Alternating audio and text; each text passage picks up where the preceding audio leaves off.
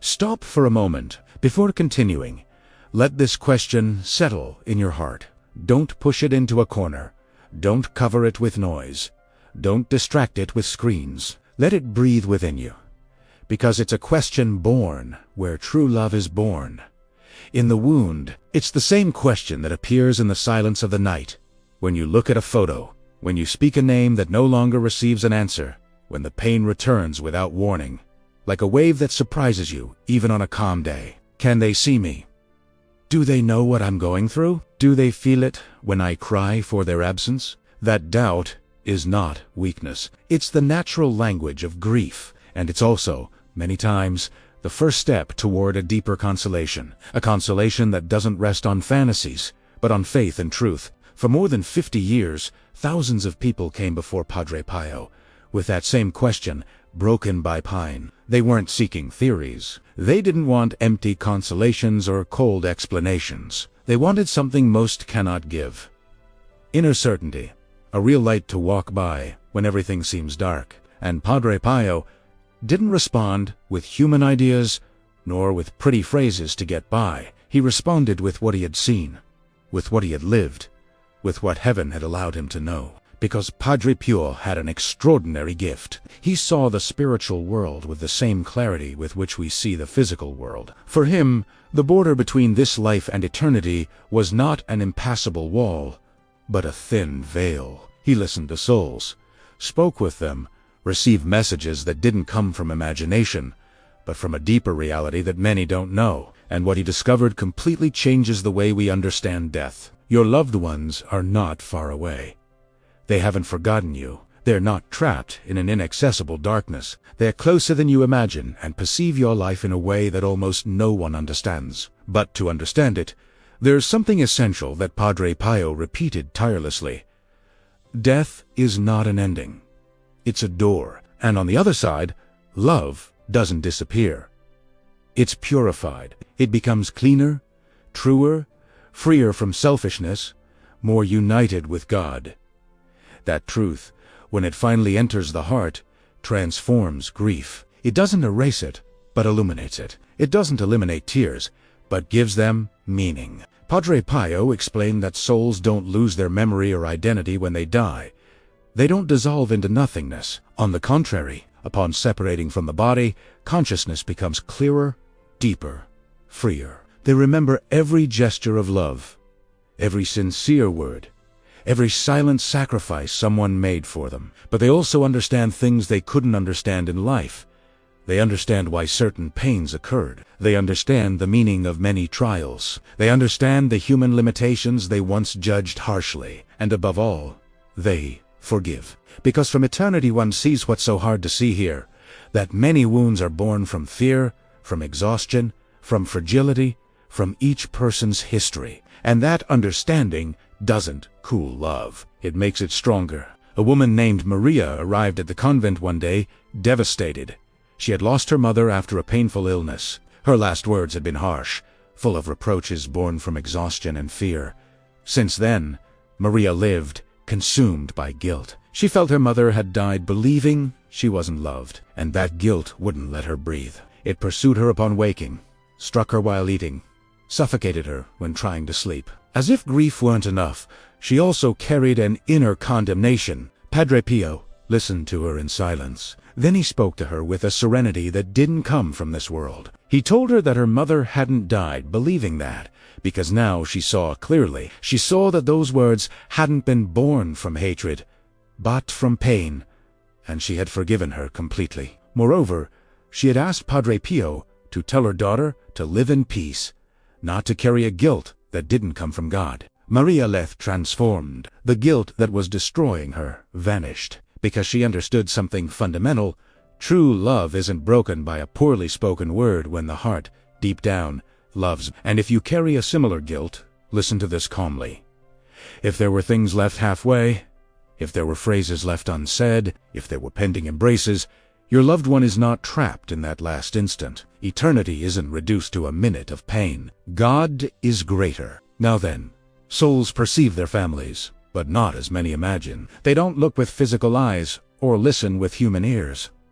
They perceive with the soul. Padre Pio said it's like an inner knowledge born from purified love. When someone prays for them, that prayer reaches them like a light. When someone remembers them with affection, they feel that living bond. When a family member goes through deep pain, they sense it clearly. They don't observe every detail of your life as if it were a movie. They're not spying on you or watching your steps with human curiosity. But when something important happens, when the heart moves intensely when you're on the verge of giving up, when a decision tears you apart, when danger approaches, when sadness breaks you, they know it. Because love creates a bridge, not a magical bridge, but a real bond that God can allow in ways we don't control, but which exist. However, the way they perceive depends on their spiritual state. And here Padre Pio was very clear. After death, the soul finds itself on a path, and that path has different realities. He said it without morbidity, without dramatism, without spectacle. He said it with reverence. Souls in purification feel a deep longing for their loved ones. Not a desperate longing, but clean, without selfishness. They perceive the pain of their families and wish to console them, but cannot intervene directly. That's why they ask for prayers. They know our prayers help them advance toward the light. And once they reach the full presence of God, their intercession for us becomes much more powerful. Padre Pio told the case of a mother who had died, leaving small children. From purification, she felt her children's fear, their nighttime crying. Not because heaven is cruel, but because maternal love doesn't fade. She begged for prayers to reach heaven, because only from there could she truly help them. Masses were offered for her. Rosaries were prayed. Small sacrifices were made. Weeks later, she returned, but no longer with anguish, but radiant. She had reached the light, and now could protect her children in a way she never could in life. This is key. Sometimes God allows the soul in purification to perceive the need of their loved ones, not to torture it, but to awaken love and prayer in the living. Because love isn't a useless feeling. It can become real help. And here appears a truth that consoles. When you pray for a deceased person, you're not making a symbolic gesture. You're sending light. You're offering love. You're participating in a work of mercy. Souls already in heaven don't suffer when seeing their families' difficulties because they trust fully in God.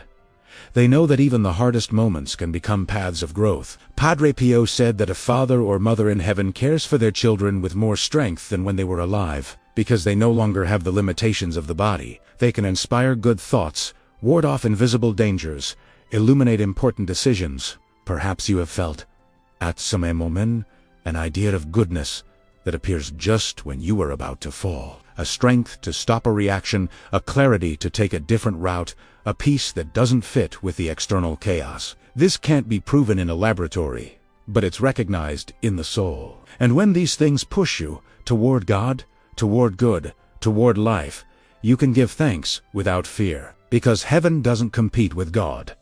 Heaven leads to God. About souls that rejected God, Padre Pio spoke very little.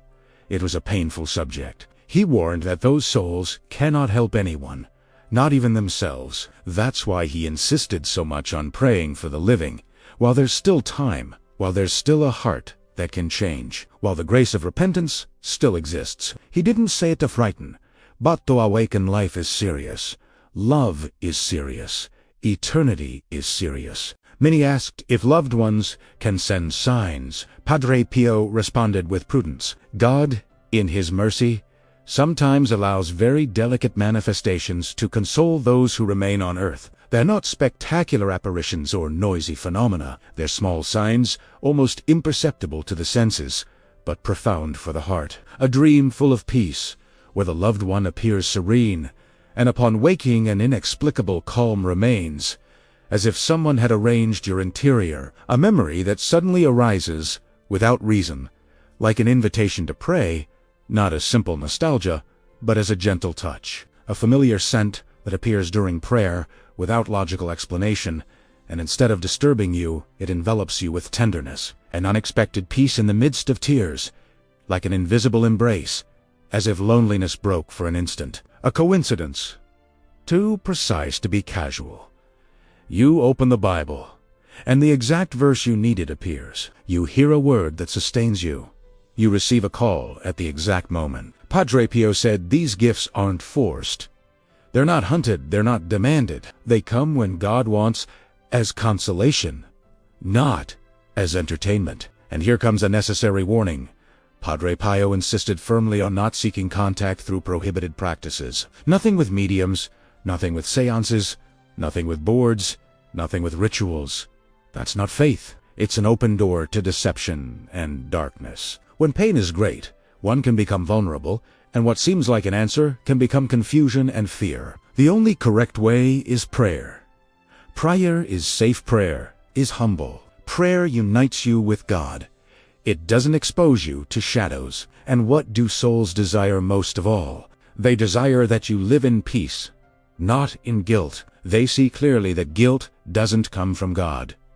If there were unspoken words or unresolved conflicts, they've already forgiven. Their greatest pain is seeing their loved ones destroyed by remorse. If your heart is trapped in "if only I had," listen to you cannot rewrite the past, but you can transform the present. Love is expressed now by praying, by living well, by forgiving, by healing. They desire family reconciliation. From the beyond, resentments are seen as irreparable losses of time and love. Many souls begged Padre Pio to ask their family members to forgive each other, because when death comes, what becomes clear is this: pride is worth nothing. Resentment doesn't nourish. Division doesn't build. If you can take a step today, even a small one, to repair a bond, do it. They desire that you draw closer to God. They understand with absolute clarity that the only true wealth is spiritual. Seeing a family member move away from God causes them deep concern, because from eternity one sees the destiny of decisions. It's not about moralism, but about life. God is the home of the soul. Without God, the heart dries up. They desire that you pray for them. No prayer is lost. If the soul no longer needs it, that prayer becomes intercession for others or grace for you. It's as if love circulates. You offer, God multiplies. Heaven distributes. They desire that you live well, so that one day they can receive you in eternity. They don't want you to destroy yourself, to sink, to become bitter. True love doesn't desire your ruin. It desires your salvation. Padre Pio also taught how to help the deceased from here. The Mass offered for a soul has immense value because it's the sacrifice of Christ himself. The Rosary prayed with intention, with that person's name in the heart. Works of charity offered for them because charity is a currency heaven recognizes. Small sacrifices made with love because a humble sacrifice is worth more than a large one without heart. And above all, living in grace, because a life ordered toward God becomes a living prayer. It's not about living perfectly, it's about living turned toward God. About falling and getting up, about asking for forgiveness, about trying to love better. That, for Padre Pio, was the greatest help you could offer. That your life becomes a path toward heaven. Finally, Padre Pio always remembered this truth that sums up everything. You were not created for earth, but for heaven. This life is a journey, and when your hour comes, your loved ones will be there, not as distant shadows, but as living love, waiting to meet you again. So when the night presses you and absence strikes you, repeat this calmly. It's not the end. It's a door, and on the other side, love remains. Death doesn't break true bonds. Love doesn't die. And whoever truly loves never walks alone.